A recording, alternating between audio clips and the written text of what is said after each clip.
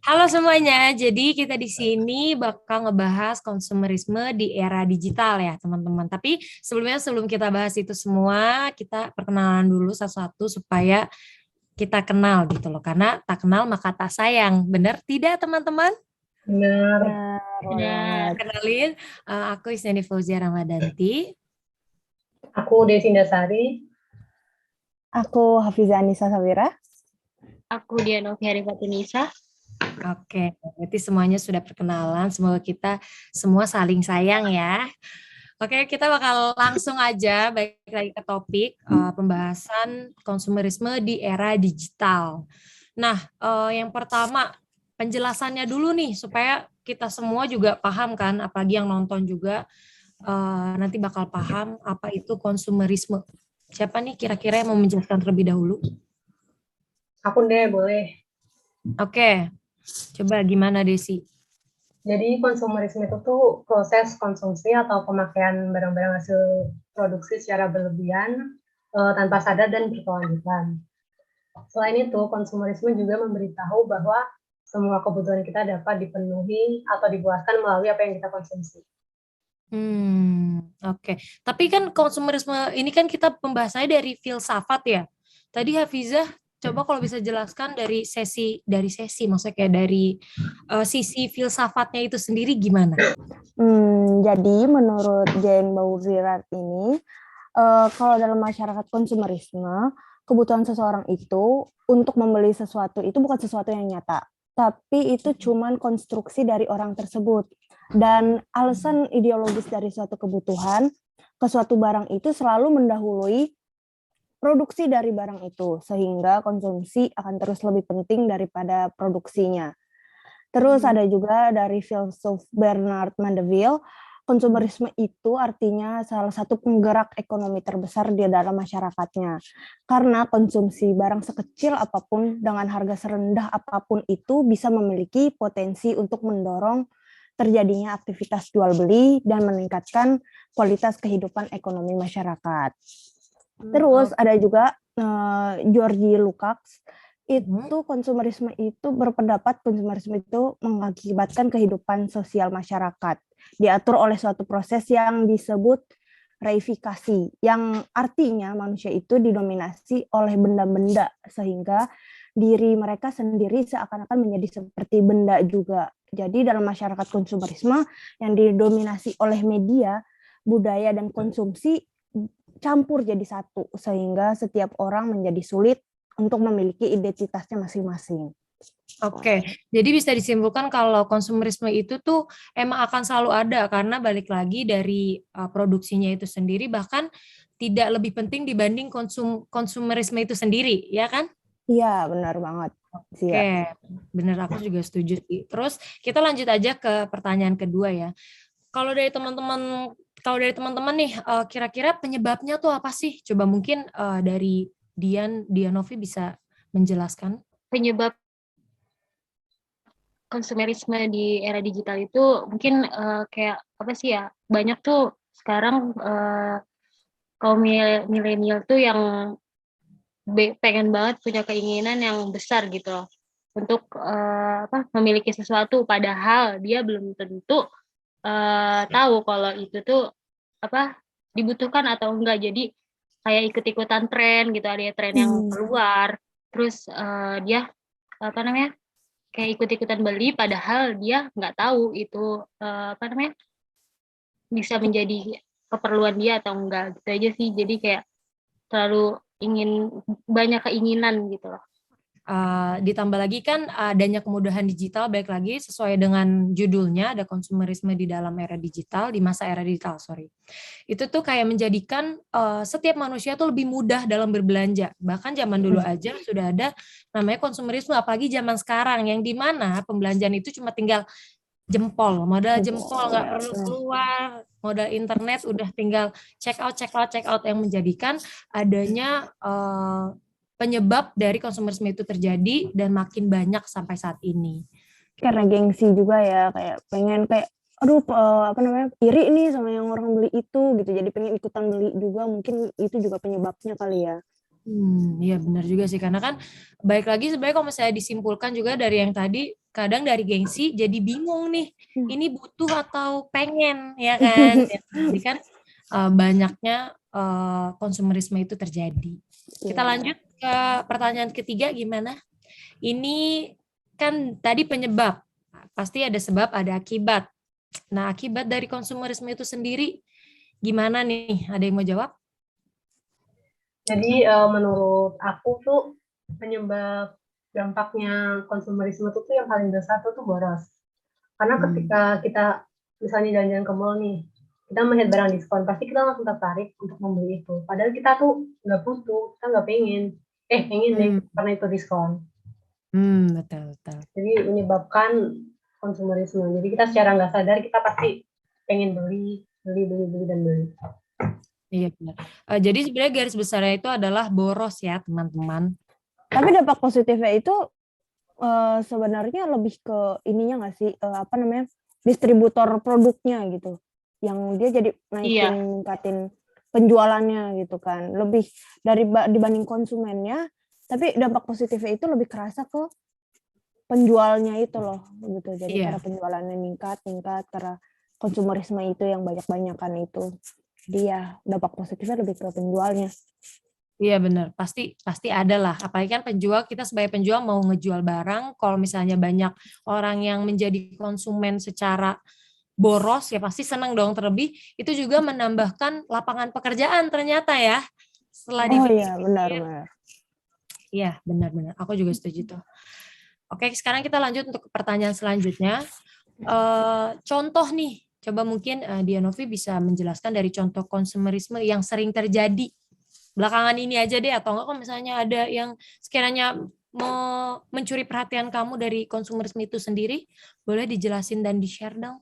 contoh konsumerisme yang sering terjadi di era digital itu seperti kayak pembelian smartphone yang terbaru gitu loh. Jadi masyarakat tuh melihat eh, adanya pembaruan handphone yang kekinian itu ngebuat orang tuh jadi kepengen kepengen beli karena gengsi gitu, karena pengen memiliki handphone yang lebih kekinian, lebih canggih lagi gitu. Jadi padahal dia punya handphone yang masih bisa digunakan dengan Oke. baik, cuman dia membeli handphone yang lebih kekinian untuk ya karena untuk kepuasan diri aja gitu, karena gengsi gitu aja sih. Ya aku yang kedua juga mau nambahin, jadi kayak balik lagi yang tadi kita udah bahas kayak agak mengurangnya penglihatan fungsi dari barang itu sendiri. Kayak tadi juga sebenarnya handphone juga sebenarnya masih bisa berfungsi, tapi karena ada konsumerisme itu sendiri jadi pengen yang baru ya kan. Nah, sama juga dengan barang yang lain.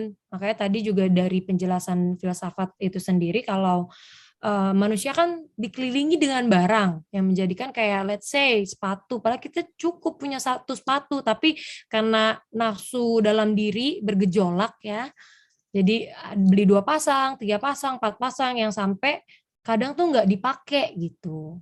Kayak misalkan, dalam satu keluarga tuh satu anggota tuh harus ada punya kendaraan masing-masing satu gitu kan misalkan gitu kan. Padahal kan fungsinya kayak misalkan satu orang mobil bisa 4 gitu ya, bisa 4 orang gitu ya. Heeh, gitu kan. Iya makanya, tapi harus satu orang satu, itu kayak contohnya berlebihan juga sih sebenarnya. Kayak banget ya. Alhamdulillah gitu ya. Tapi bikin macet ternyata ya. Oh berarti Iya, dampak, iya bener. berarti bisa disimpulkan juga dampak konsumerisme itu juga berdampak pada macet karena banyaknya Mhm. orang yang membeli mobil setelah itu berlebihan ya sampai Iya, menghilangkan Pak, fungsi buat mobil sendiri kan. mejeng gitu ya. Iya betul betul. Bener. Setuju, setuju. Oke, kita lanjut ke pertanyaan selanjutnya ya. Mungkin ini bisa dijawab oleh Desi yang tadi, jadi kita gantian aja jawabnya ya.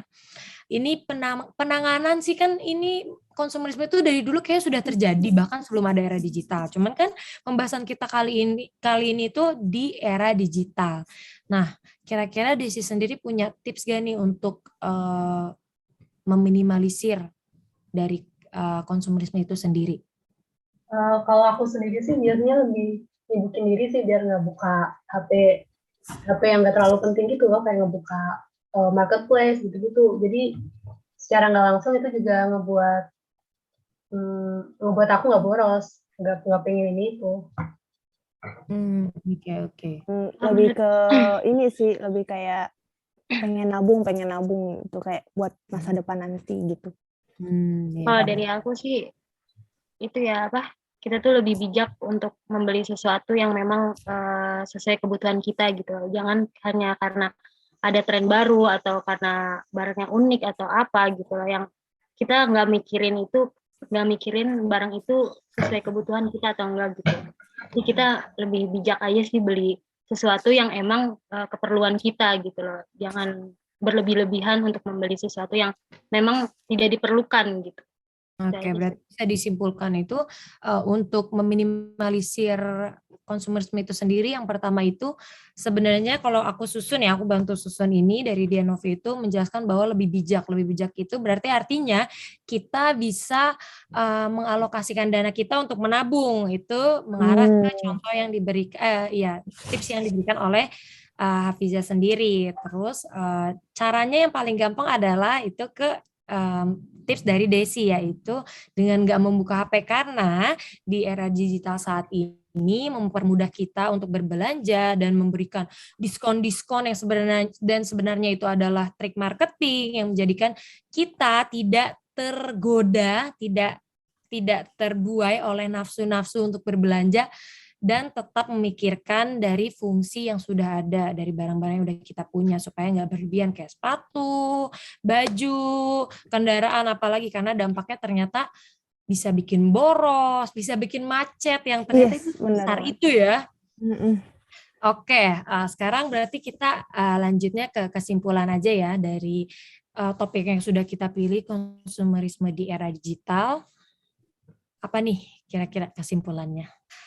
Oke, jadi kesimpulannya dari pembahasan kita tentang konsumerisme di era digital itu aku pengen bahas dulu dari George Lukács, di mana sebenarnya manusia itu memang didominasi oleh benda-benda ya, yang menjadikan manusia itu berpikir bahwa dirinya seakan-akan seperti benda. Nah, di situ berarti kan kita bisa simpulkan bahwa konsumerisme itu terjadi sejak dahulu, yang dikarenakan kita sudah biasa hidup dengan benda-benda yang menjadikan kebiasaan itu berubah menjadi kebutuhan yang sebenarnya tidak sebenarnya ada gitu loh. Jadi kita hanya memberikan pembenaran bahwa kita butuh ini nih. Sedangkan kalau misalnya kita berpikir secara logika dan sedikit bersabar mengenai barang yang akan kita beli, dari konsumerisme yang terjadi, itu akan menghentikan kita dari sifat konsumerisme itu sendiri. Itu aja sih yang aku bisa bahas dari George Lukács. Untuk teman-teman ada yang mau tambahin? Dari sisi filsafat nih?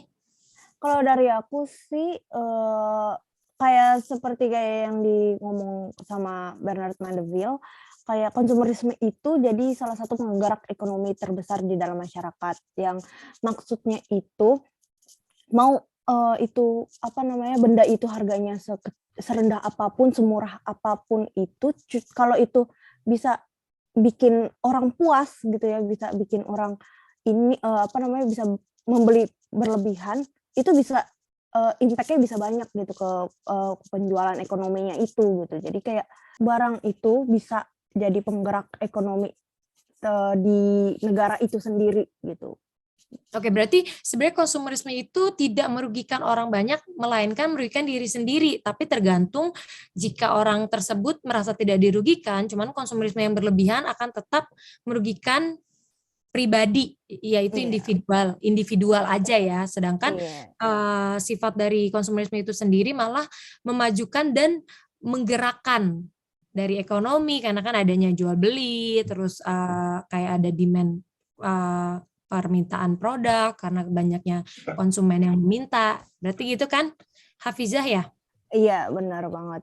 Jadi awalnya itu sebenarnya konsumerisme itu sebenarnya pikiran pertumbuhan ekonomi, tapi lama-lama jadi kayak hal-hal yang negatif gitulah sebenarnya. Ya, karena berlebihan ya. Emang semuanya tuh yang dilakukan kalau berlebihan tidak baik ya, teman-teman. Benar banget.